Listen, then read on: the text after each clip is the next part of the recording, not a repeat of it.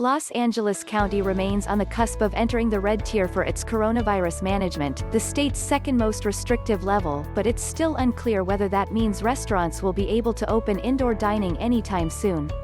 Public Health Director Barbara Ferrer said in a Wednesday, March 10, briefing that LA County will be eligible to move from the state's most restrictive purple tier by Wednesday, March 17, based on its current metrics, and, she said, the change will likely happen before then.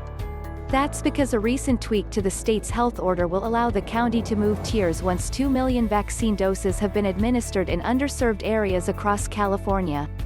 As of Wednesday, the state had given out 1.9 million of those vaccines, and Governor Gavin Newsom said California will likely hit the 2 million target by Friday.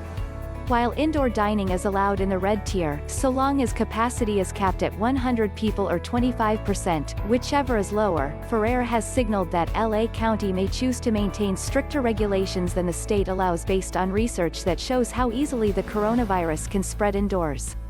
On Wednesday, Ferrer said she still doesn't know which direction the county will take on indoor dining once it moves into the red tier. But she said she expected to have that answer Thursday.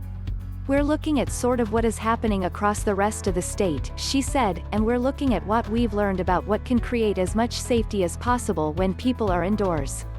What is clear now," Ferrer said, "is that people will have to continue to protect themselves and others against spreading the virus. If they do," she said, "more good news could come to LA County soon.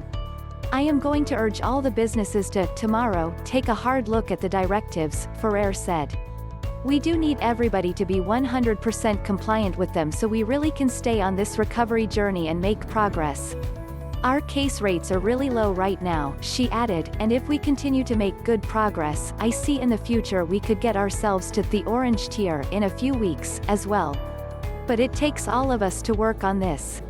Tuesday's update, which was held exactly a year after LA County reported its first coronavirus-related death, came as the county reported 119 more people had died from COVID-19-related causes, bringing the total so far to 22,213.